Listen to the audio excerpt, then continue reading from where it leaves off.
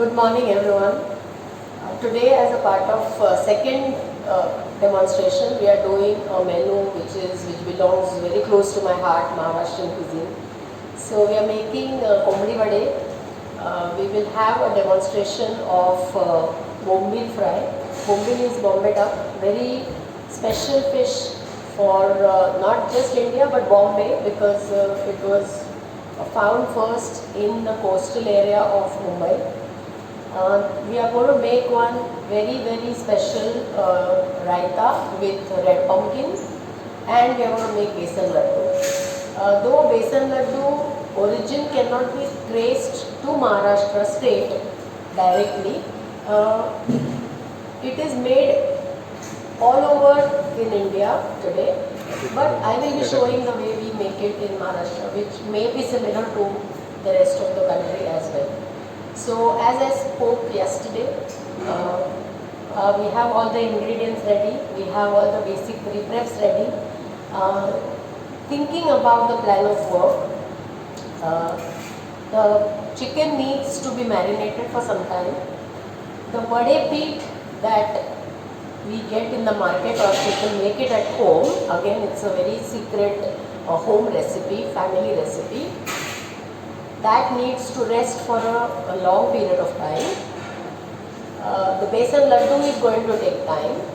The bombil fry will not take so much time anyway, it is a part of demonstration. And the raita is going to be a very quick dish after the red pumpkin is cooked.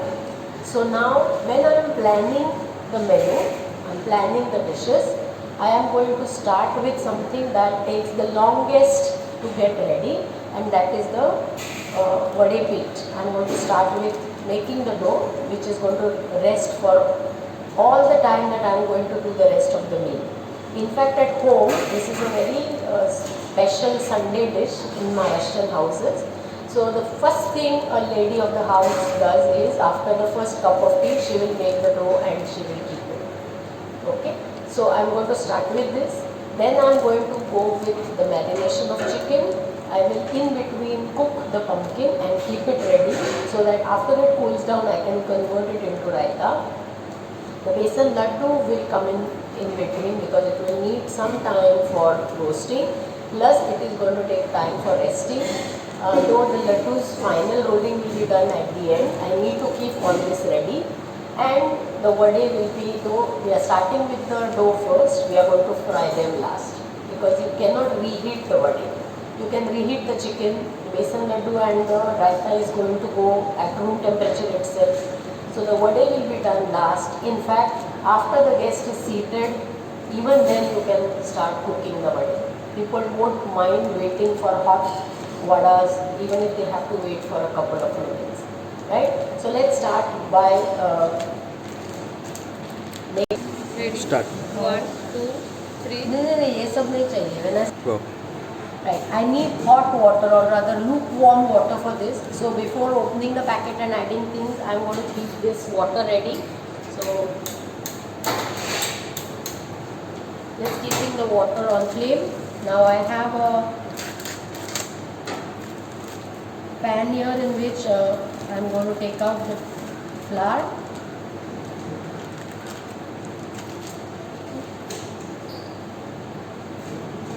Some salt in it. As I told you, each household will have their own ingredients added to this. Some people might add turmeric here, some people might add red chili powder for taste. This particular brand that I am using, at home I use only the salt, so I am not adding anything more. The lukewarm water is ready, so I am going to start adding it little at a time. For the ease, I am going to put it in a bowl, so it's easy for me to add it in.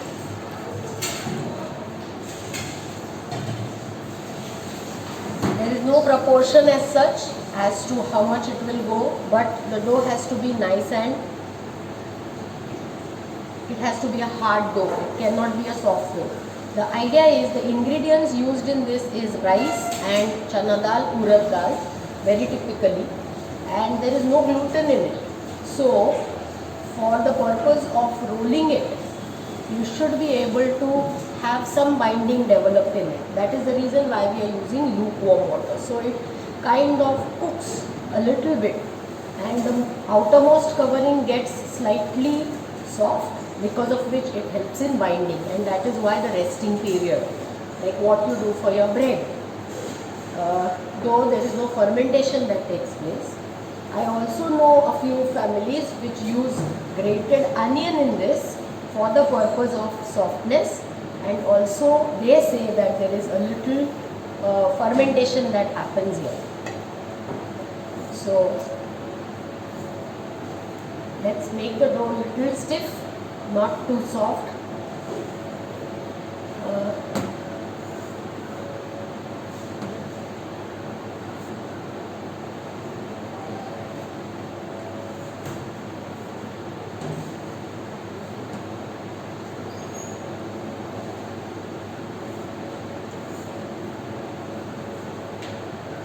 Don't keep on adding water before kneading it well. It has to have very little water just for binding. So I am going to add water now only for the loose flour that is there. बोल अपनी तरफ लो.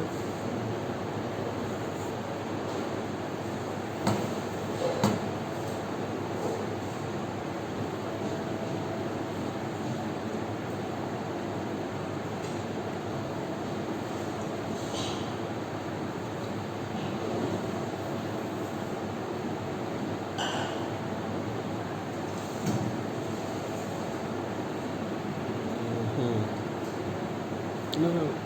Wait. Use that.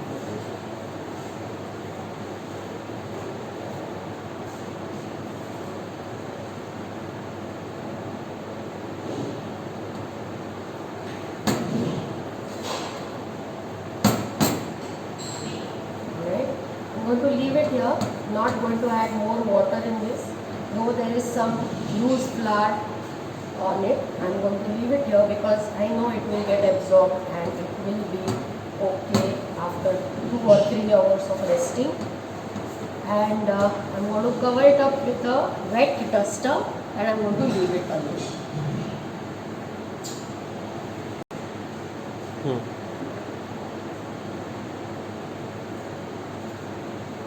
Now I'm starting to make Malwani chicken, for which I need to cut the chicken first, as we have already learned how to cut the chicken in Indian recipes. We do not use the skin, but we do use the rest of the pieces. We do not have boneless chicken unless we are making kebabs. So we are going to remove the skin and then cut it.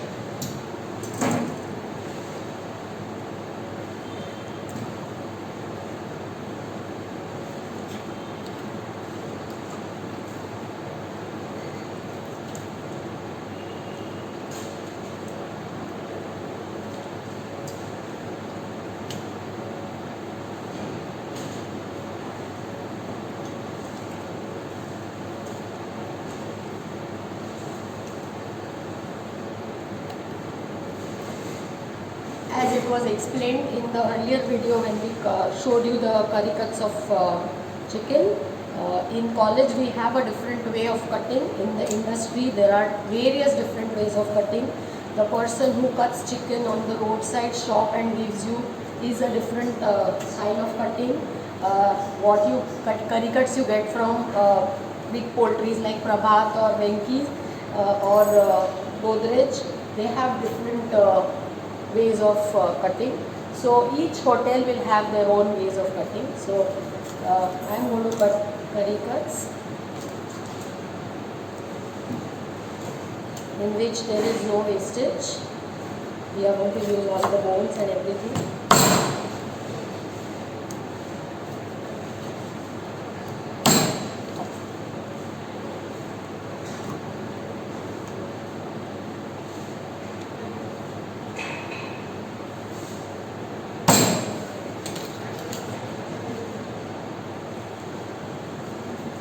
Usually when they say Indian curry cuts of chicken, there are 16 pieces.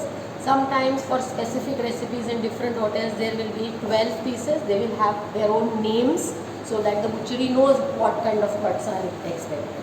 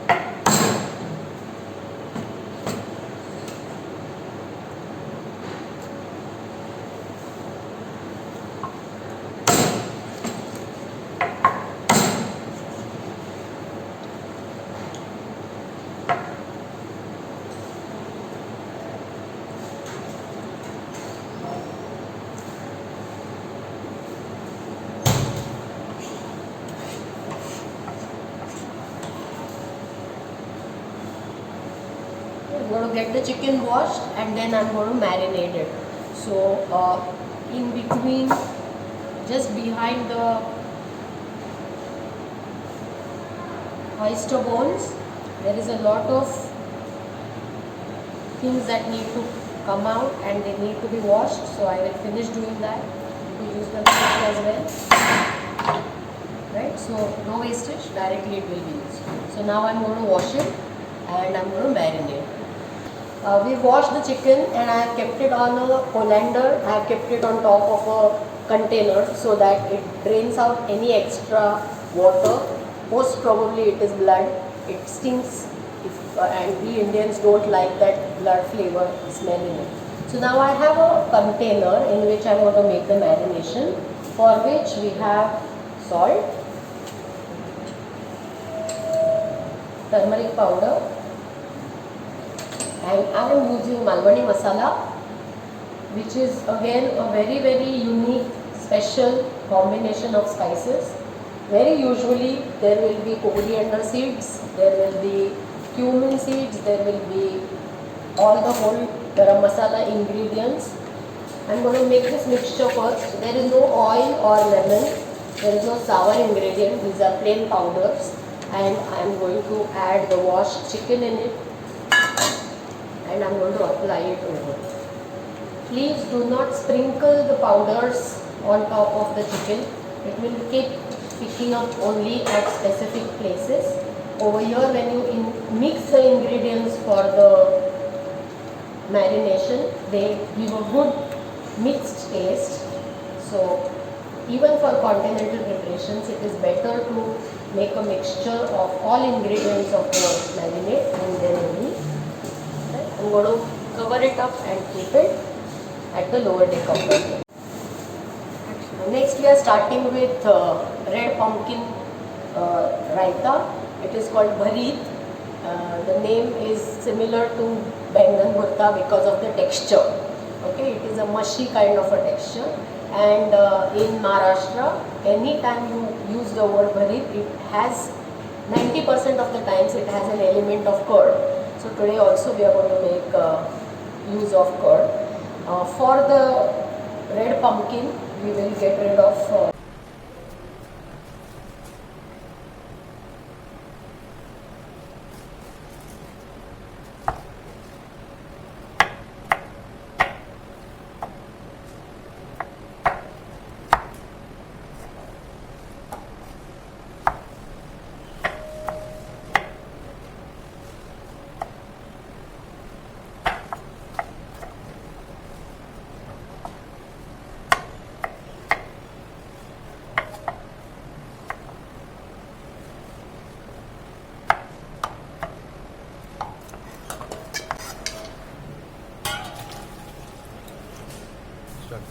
to add some water here. Water just to cover them up, not too much. and I'm going to switch on the flame. Leave it on a medium flame till it gets done. I'm going to keep a track of it, so I'm keeping a flat spoon there.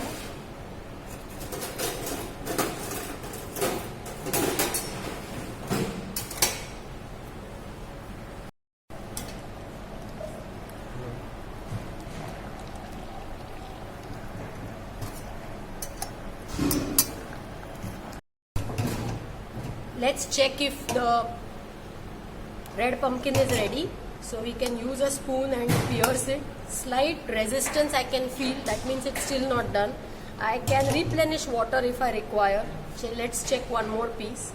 Not fully done. Can you see it's not penetrating fully? It's not piercing very fast. So it needs some more time for cooking. You can put it on a slow flame and put a lid as well. So that it wraps all the... Next we are doing is besan laddu. It's going to take a very long time, but I'm okay with it because my basic things have gone for some kind of pre-preparation. Let me talk a little bit about the besan here. What besan we use for bhajiyas and batata vada and bondas is a very fine variety of besan. For laddus, if we use that, there is nothing wrong, it will taste the same, but it will stick onto your palate. Okay. So besan laddu is generally made with a different variety of besan. It is a slightly coarse texture. So when you are feeling it between your fingers, you can feel a little texture over there, and that is what we want. Okay. Even equal proportion of powdered sugar. Now powdered sugar in college we use for as a adjustment. Actually what is supposed to be used is bura shakkar. The word bura means again coarse. What they do is they cook the sugar into a syrup to a degree where it starts recrystallizing. Alright, so they cook it to a very high degree. Not the temperature but the quantity, the amount of cooking is very high. You must have learned the various stages of cooking of sugar in first year. It's a very interesting science. There is a lot of art also that goes in with sugar cooking. It is called pastillage. So it's a very interesting thing. You can check out the videos on YouTube or on Google. It's a very interesting, very difficult. Lots of practice is required for it. So at various stages, sugar behaves in a very specific manner, and you can make use of it for your purpose.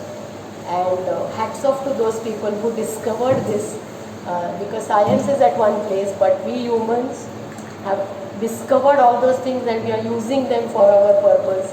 We are really great. So in college we use powdered sugar, but ideally bura shakkar has to be used. So recrystallized sugar, that gives a texture similar to the besan that we are using. So it is the crystals which are very fine, and the coarse texture of besan, both together give a very unique taste, and that is something out of the world. That is what makes it very different. Okay. So proportions for besan and sugar is equal. So 1 kilo of besan, if you are using, you have to use 1 kilo of powdered sugar. Again, if you are making in small proportions, better to measure it with a katori or a baba mold or a dekchi, because olden times there were no weights as such. So most of the old books, if you see, they would give measurements in katoris or spoons, and they turn pretty well. And when we became little more modern, we started giving proportions in weights and mls. Otherwise, people were working on the katoris and spoons. Anyway, so there is again another very important ingredient is pure ghee. Okay, pure ghee should be around 60% of the besan that you use. So if you are using 1 kilo of besan, at least 650 ml or grams of ghee, right? So if you are thinking on going on a diet, please don't think of besan laddu. Even if you watch this video, you are going to put on at least half a kilo if you are thinking of losing weight. Right, jokes apart, the dekchi that we need to use is again a heavy bottom vessel. I am using a brass dekchi here, pretty big, huge one. It has to have a heavy base because it is going to be on flame for a very long time. No water in it, so please dry it out well. If you need to keep it for some time under the flame, under the fan, please do it so that there is no water here. Otherwise, it is going to have problem in roasting. I have half a kilo besan, so I am going to use 300 grams of pure ghee, which is 60%. One baba mold is around 100 ml, so I am taking 3 baba molds of pure ghee here. I am going to heat it first. Going to melt it slightly, and then I am going to add the besan in it.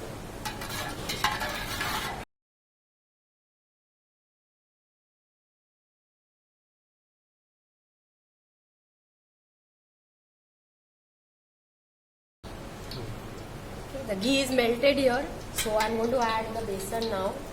I don't really need the fat to be very hot. I just need it melted. In fact, if it is very hot, it will burn the first lot of besan that goes in. So to avoid that, you should add it only when it is melted and not hot.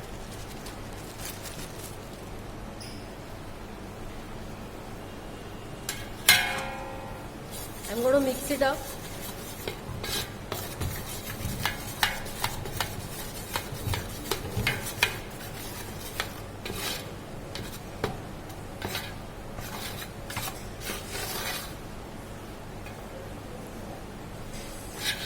As the ghee gets more and more hot, it will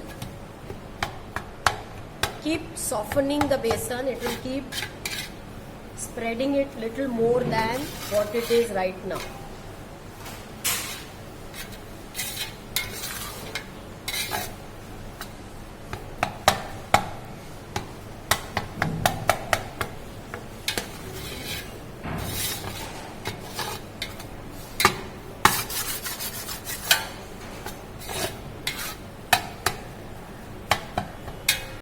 Pre-prepared all these, I kept it ready.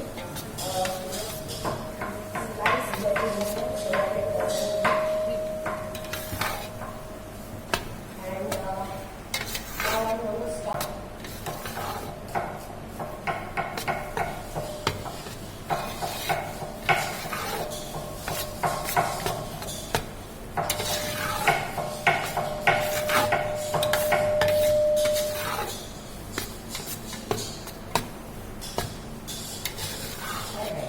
So the onions are ready.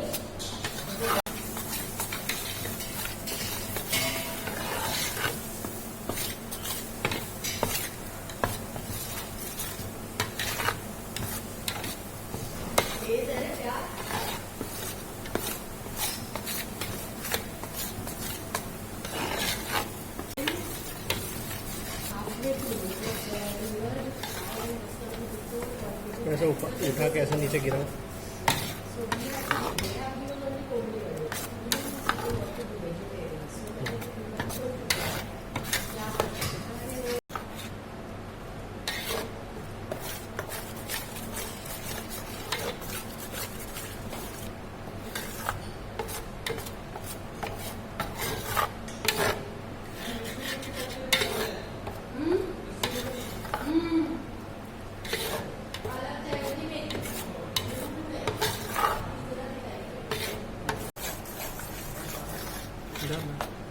Now the besan is taken quite some time.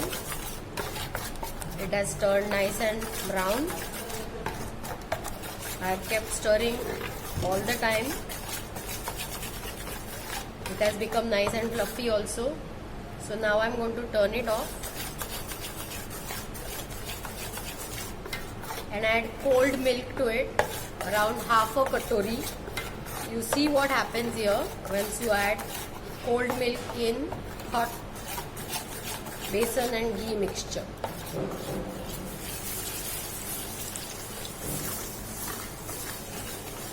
You see what has happened? It has made it nice and frothy.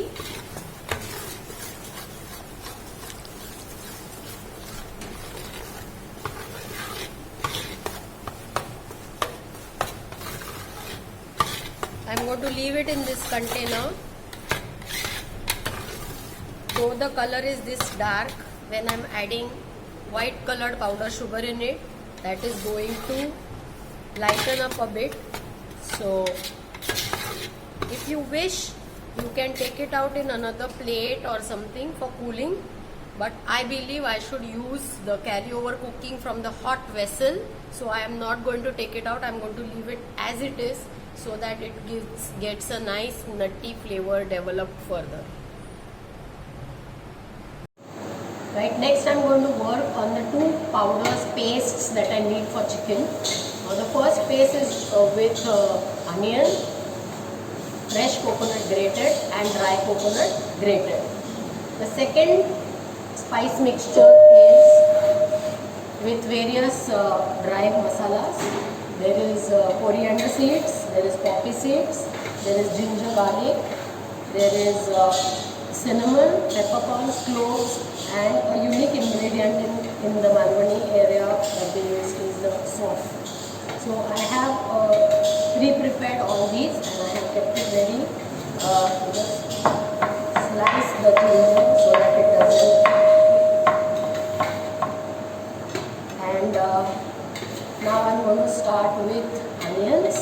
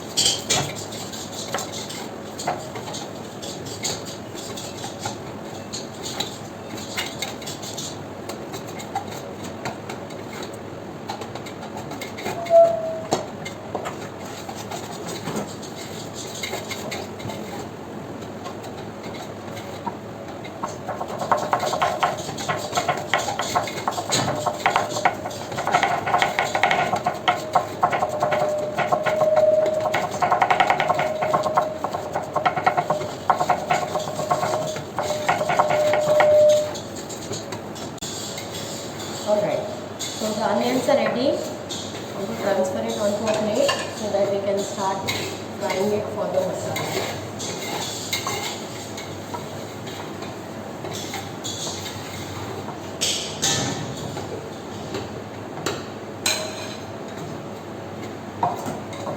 Just keeping ingredients which are needed for one paste together.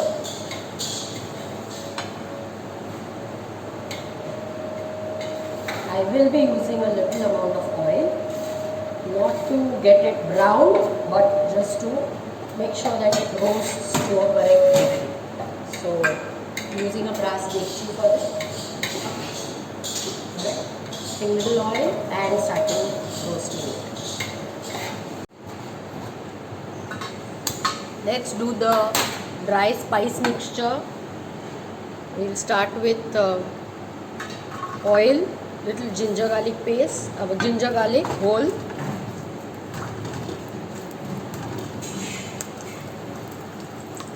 When you're adding the spices, you should add according to the size. So I have added the fatmost ones first, then goes in the next fat ingredient, that is whole coriander seeds.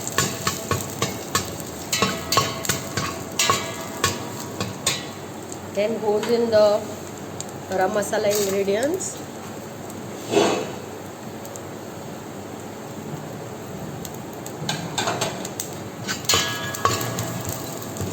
I'm turning off the flame, and now in that heat I'm going to add there's a good fragrance of sauce getting slightly roasted, right?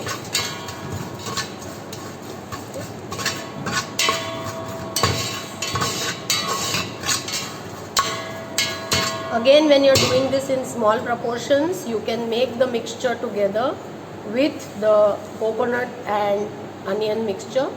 If you're doing it in large proportion, it is better to do it separately.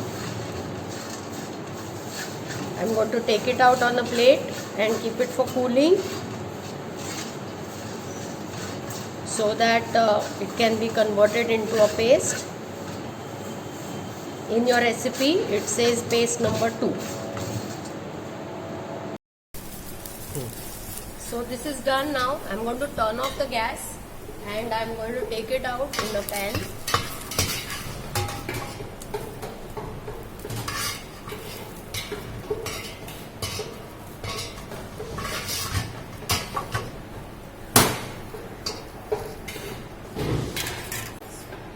Taking even the smallest piece of onion out of the vessel is very important, because when you're frying the next lot of masalas in it, it will burn and it will spoil the color of your chicken.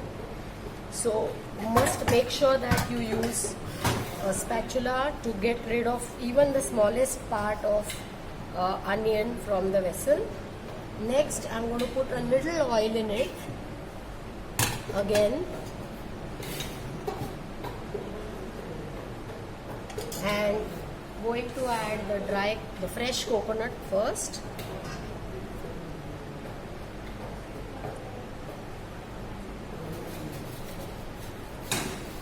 Switch on the flame, very very slow flame.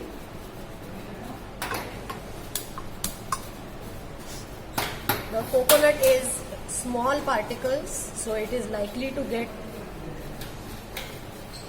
browned very very quickly as compared to onions. So I need to be very careful. I need not burn it. A very light brown color.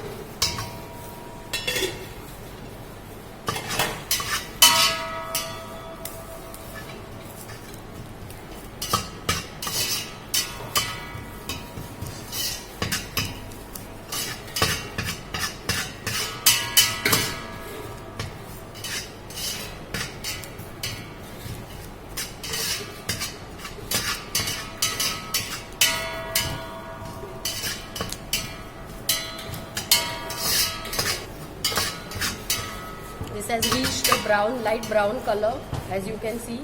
I'm going to take that also out now in the same container. Again using spatula so that there is no small particles of coconut inside the vessel, which will burn in the process and spoil the color of the chicken.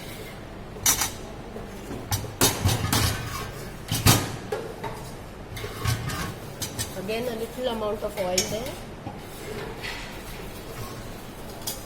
for the dry coconut.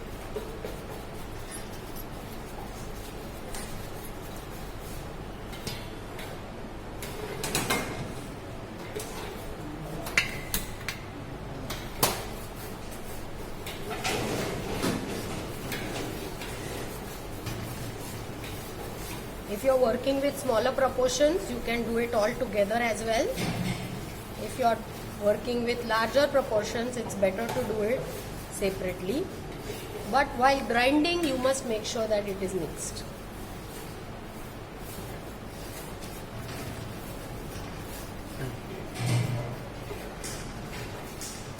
So it's almost done.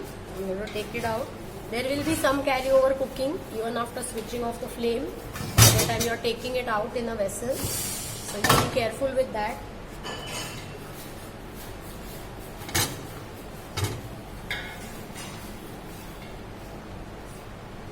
The dry coconut has no moisture, so it is going to brown very fast. So be careful with it. So now I am going to keep this for cooling.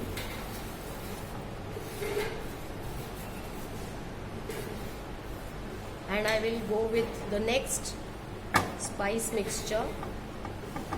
So I'll keep this for cooling. That's why I've taken it out in a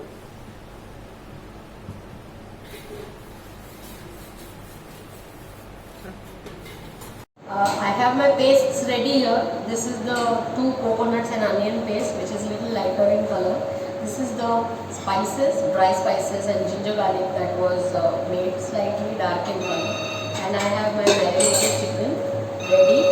So now I'm going to start cooking it. Taking a slightly heavy bottom brass dekchi, taking oil in it, starting with the frying of the onion coconut paste first. Oil in the pan.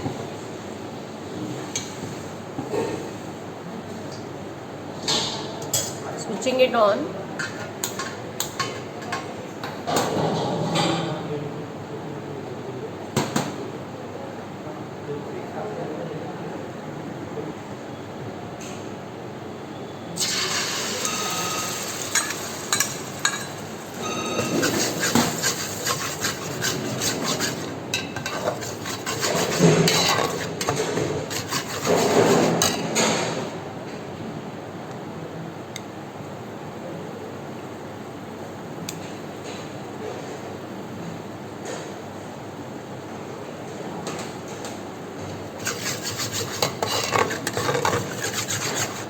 When you're grinding, you must make sure that you're grinding to a very smooth paste.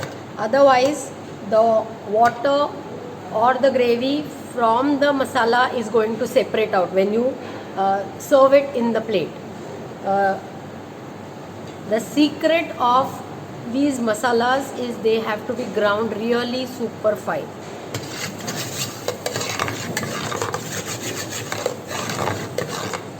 There is enough oil gone in it, and when you are going to serve it, that oil is going to float on top as a part of the dish.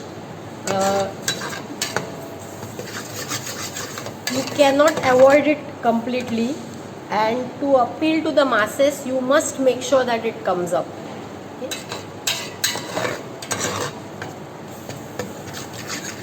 Just think of what all oil ingredients have gone in it. We have fresh coconut, which has lot of oil. We have dry coconut, which has lot of oil. We have poppy seeds, which has lot of oil.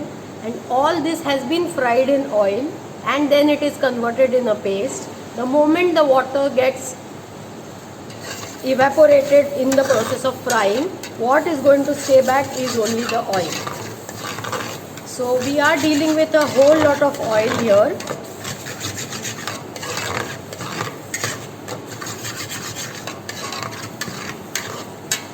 As there is a good fragrance of the spices or the coconut, especially in this case coconut getting nutty flavor over here, that is the time we will be adding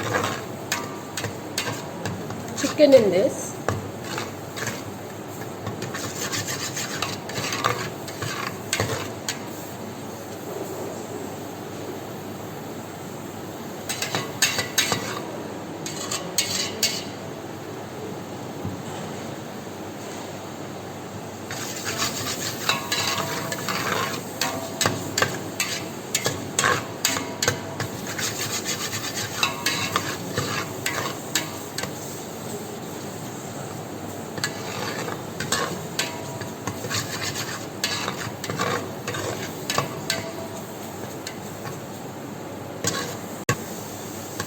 The moisture content has dried out and the coconut oil is now showing at the base of the vessel in a form of a froth.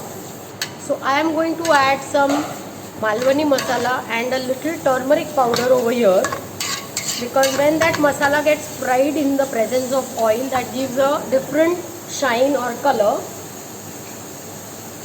Though so much quantity has gone in the chicken, I would have calculated it backwards and added less, because I am going to add some in this.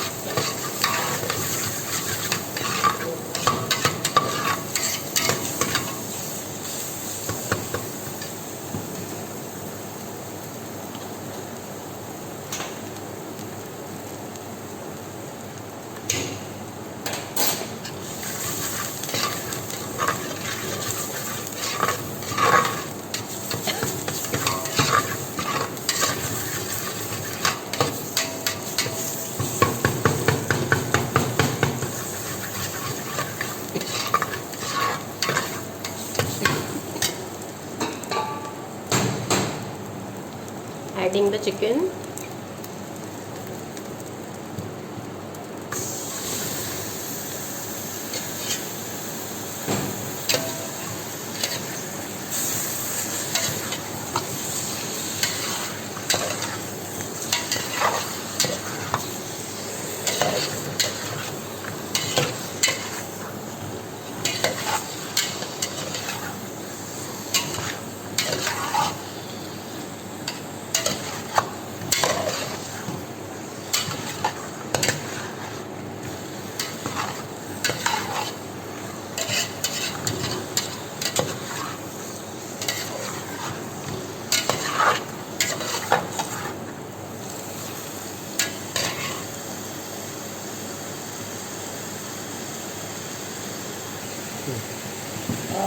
The chicken has been seared for some 5 minutes. There is no extra water added, there is no extra oil or anything added. The chicken has got a good layer of masala around it. Now I am going to add the spice mixture here.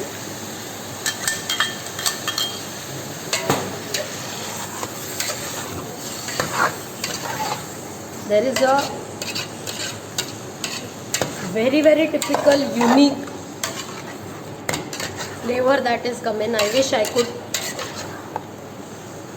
give you that sensory feeling about the flavor. Now I am going to add water in it.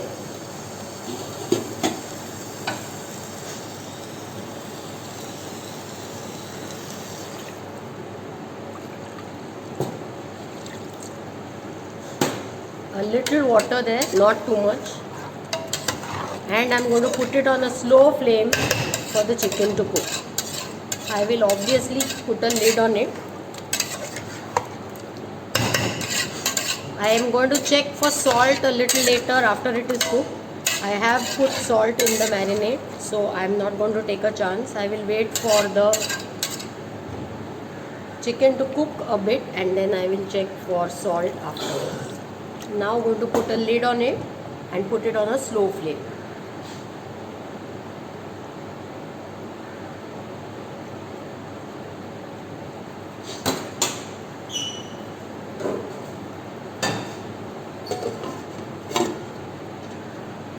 Continuing with the bhopla bharit, we have to dry roast some peanuts.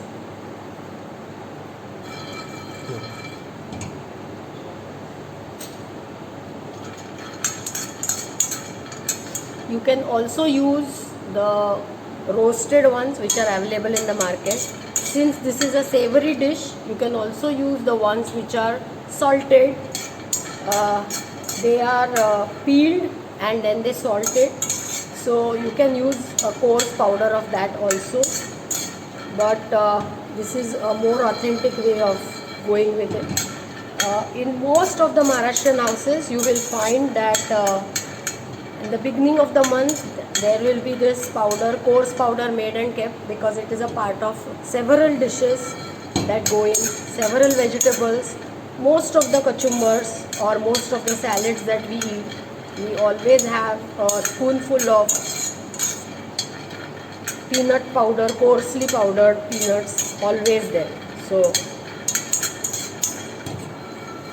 once the first lot is over, the second lot is made and kept in every household. And that is very handy because if you are feeling hungry, you can just put some jaggery in it, some pure ghee in it, and you can make a laddu and you can just pop it in your mouth. It is very healthy and absolutely filling.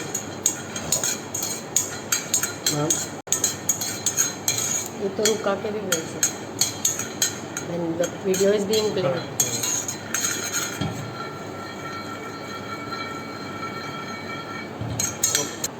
There should be an even color on the skin, and that is why you have to keep stirring it all the time, so there are no patches or there are no dots of burnt colors. So you keep stirring it all the time. It will start popping like popcorns, and you can see that the skin is also crackling. That is the time you should know that it has to be stop. So I'm going to turn out the gas and going to transfer it in a plate so that it cools down.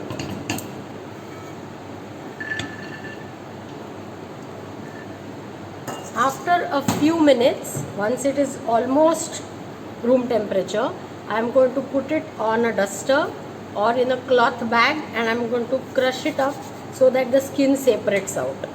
And then I will separate the skin and I will keep the nuts for making into a coarse powder. Yeah, the peanuts are now almost at room temperature. Taking them in a duster, making a potli out of it. And I am going to crush them up.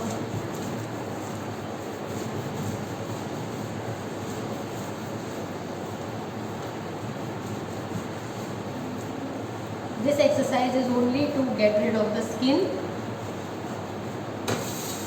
Just let me show you what is happening inside. You see this? Right? So it's almost done. I'll do it a few seconds more.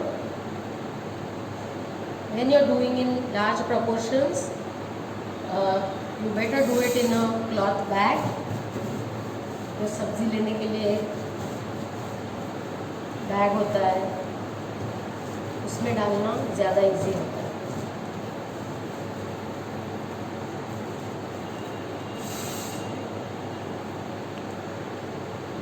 So this is what it is. Now we have to get rid of the skin. So whatever is stuck on the duster can go directly in the dustbin. And this also you can just blow it out in front of the kachra bin so that it goes in the dustbin directly, right?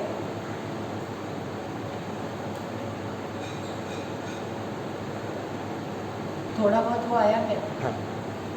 So this is how the roasted peanuts look.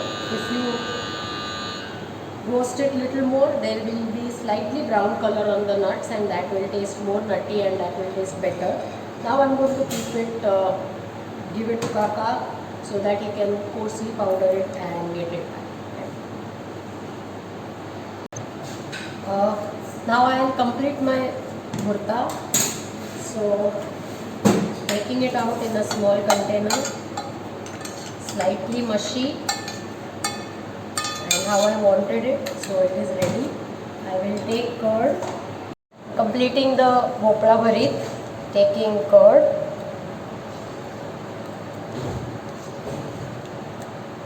whisking it up. I am using the same container in which I have boiled the pumpkin so that I don't miss out on all the flavors that I have got stuck onto the vessel. Just trying to whisk it up, adding salt and sugar.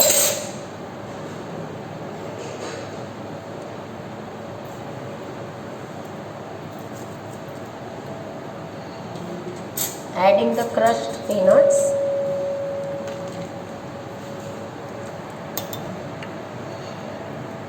Green coriander chopped. I am keeping a little aside for garnish. Grated coconut, keeping little aside for garnish. And I am going to add the pumpkin and mash it up. You can mash it up separately also if you have more quantity.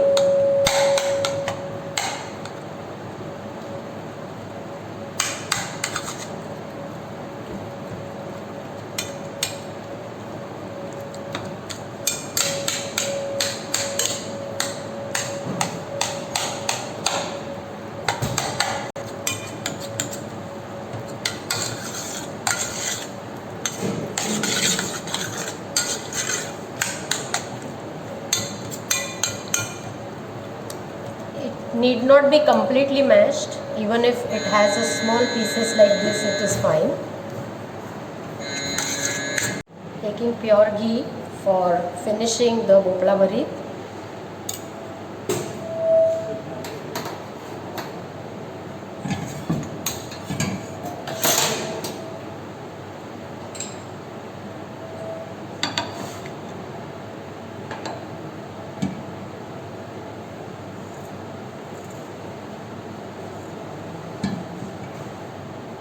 Alternatively, you can also start with the tempering, add raw pumpkin in this, and proceed with adding the curd and all after the pumpkin is cooked as well. That is also one of the ways of doing the bharit. Let us check if it's ready. Add a small amount of jeera. It's not yet crackling, so it's not yet ready.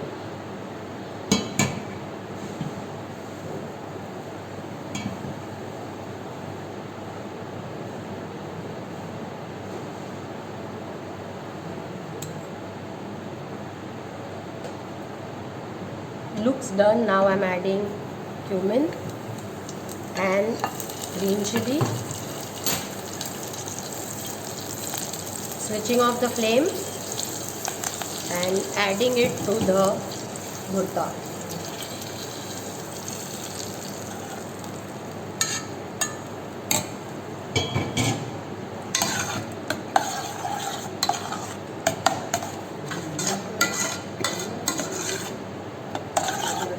This has to be served at room temperature, or if you have made it ahead of time, you can keep it in the fridge. But the fear is it might get very thick. In that case, when you have to store it, you can keep peanuts aside and you can temper it also later. So the Bhopla bharit is ready. I'll keep it aside at the lower deck of the table. Let's check if the chicken is done. The gravy is pretty thick and nice. There is a layer of oil on top. And for checking the chicken, you can take it out in a plate.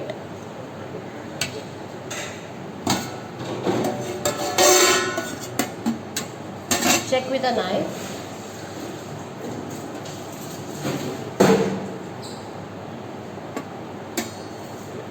If there is any juices coming out, check for the juices. If the blood sort of moisture, water is coming out, that means the chicken is not cooked. If the water coming out is transparent, that means it is just done. If there is no water coming out, it is almost done and it is time to take it out. In Indian preparations, it is better to cook the chicken a little extra than continental preparations because we are always having it in the gravy. There are very few dry preparations of chicken and mutton that we eat. So better to keep it slightly cooked extra as compared to Indian continental dishes. We will garnish it later with green coriander just before service. We have to check for salt also. So check the salt and adjust the salt if it is less. Let's complete the besan laddus. The besan has come down to room temperature. Nice color. Now I'm going to add half kilo of powdered sugar in it.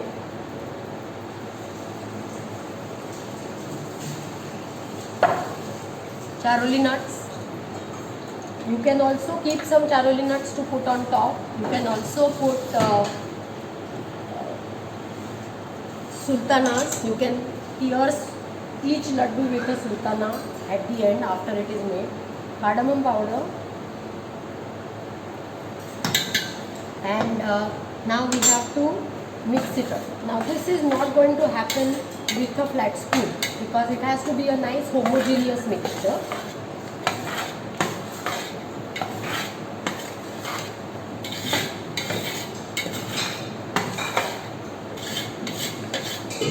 So you have to do it with the best tool that you have, and that is your hands.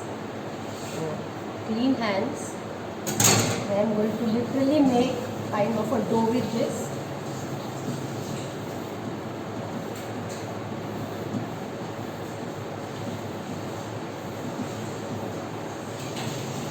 You can also sieve the sieve the powdered sugar so that there are no lumps in it.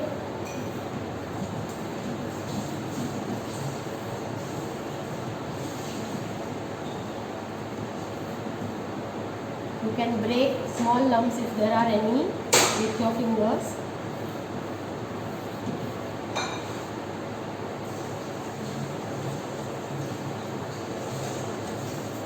If there is more mixture than this, you can straight put it in the mixie, but in that case do not put any charoli nuts because they will get completely pureed. If it's manageable with hands, nothing like it.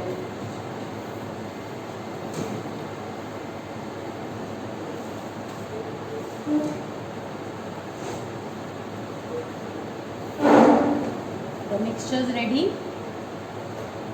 Now we got to decide the size of the laddus and pick up the desired quantity of mixture in your fingers.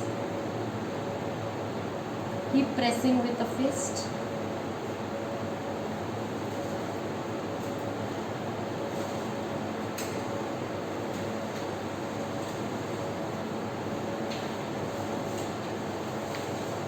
Keep rounding it up between your palms.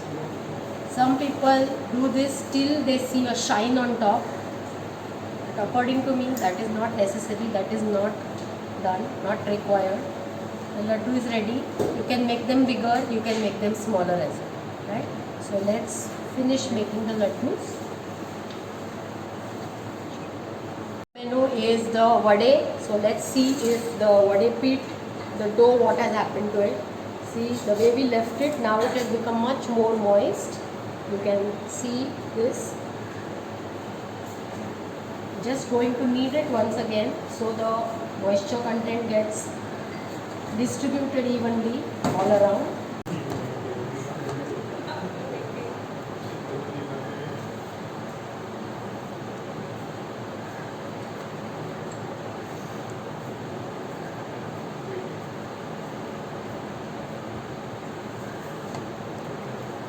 Stop करो.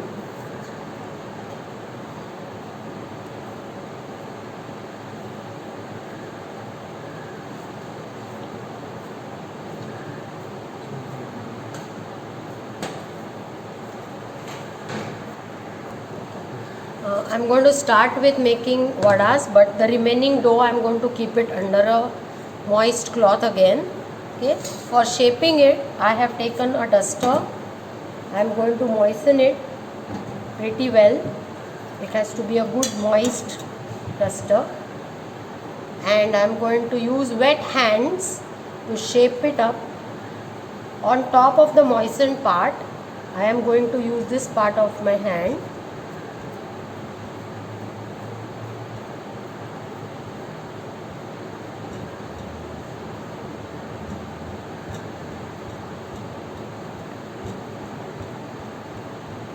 Pushing it outwards.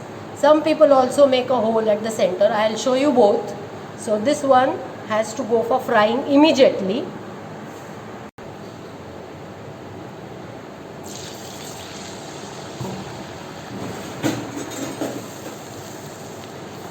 The trick here is to keep pushing it down.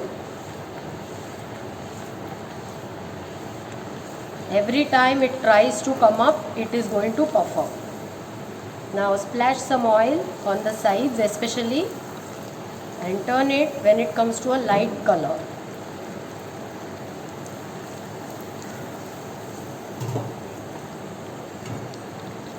Should have a light brown color on both sides. Take it out. With the hole, it looks a little different, but the frying technique is the same. You have to keep pushing it down. The oil has to be of very hot temperatured oil, and don't reduce the temperature till the vada is done.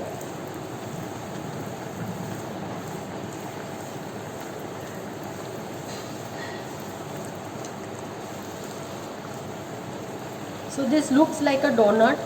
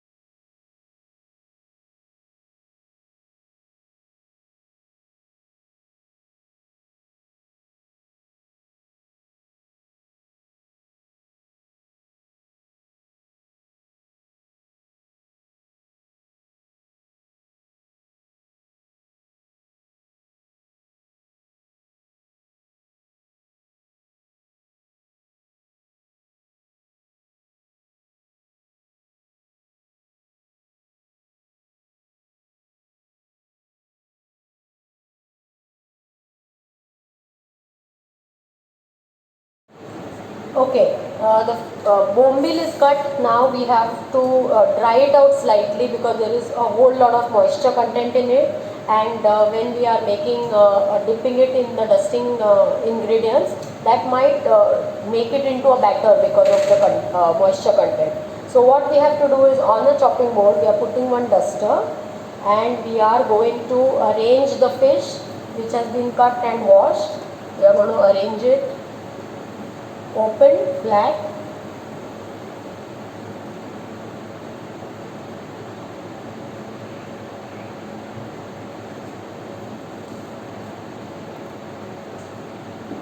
In households, they will put it under a heavy stone, the mortar pestle or something like that, so that it drains out all the water.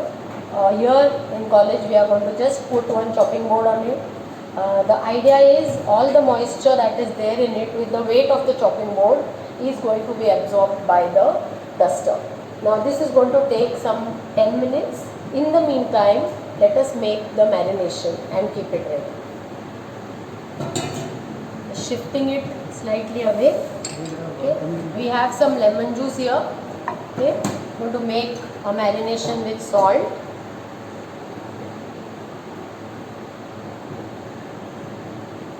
Red chili powder and turmeric. So 4 ingredients: lemon juice, red chili powder, turmeric and salt. Just going to make a mixture and keep it.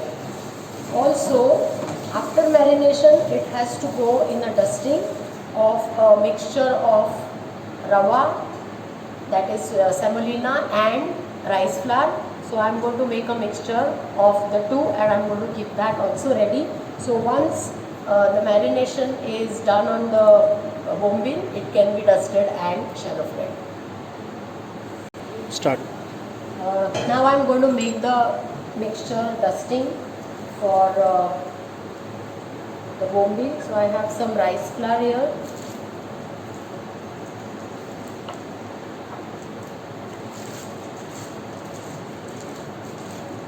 And I have some rava mixed up.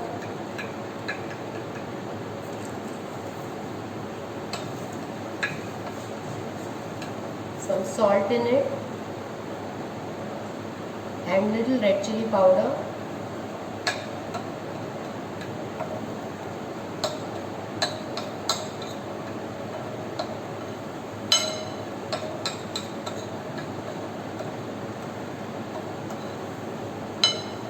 So this is ready for dusting.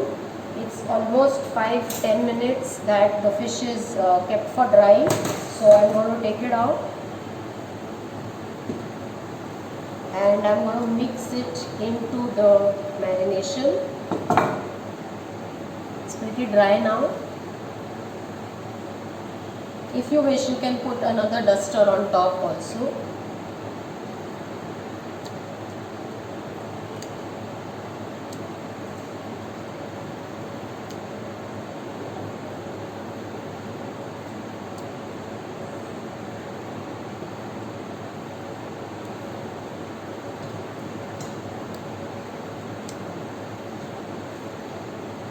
I have kept a pan ready with hot oil in it. I am going to dip few pieces at a time in the dusting that I have made.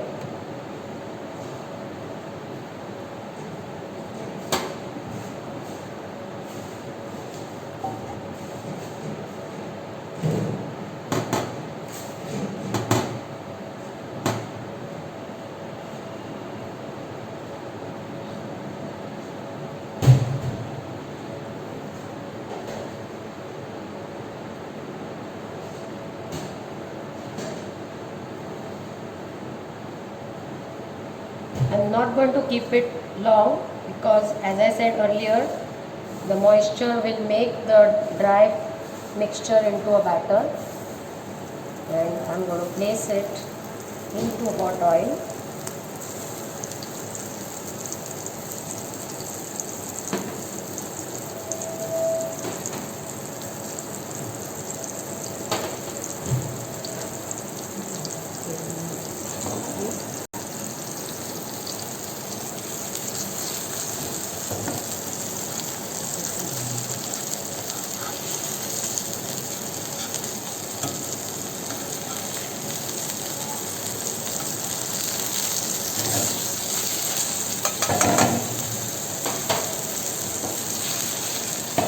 The fish is going to cook pretty quickly.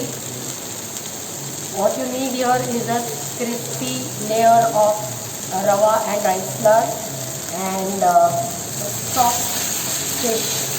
This is particularly softer fish. It resembles squid in texture. So a nice crispy soft layer will make it taste really nice. It also breaks off very quickly, so one has to be really very careful while turning it, and there should not be any compromise on the amount of oil. It has to have good amount of oil.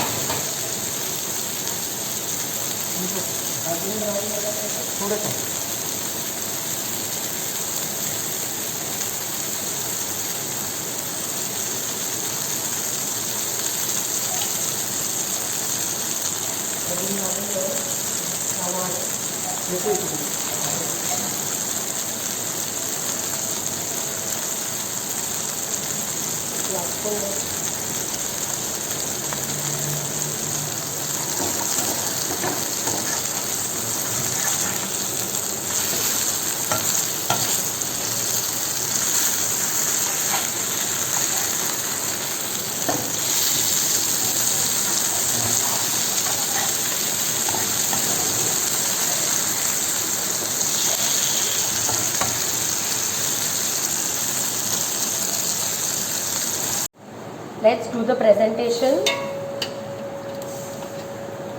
Take some chicken.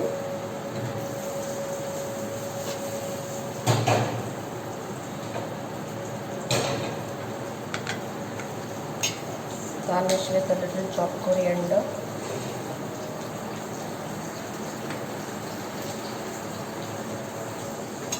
Vada.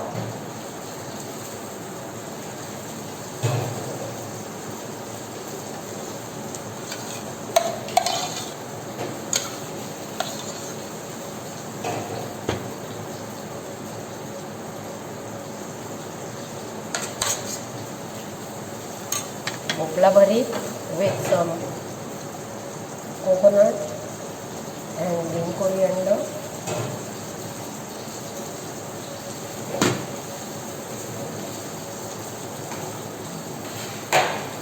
And we have bombil fry, nice and crispy.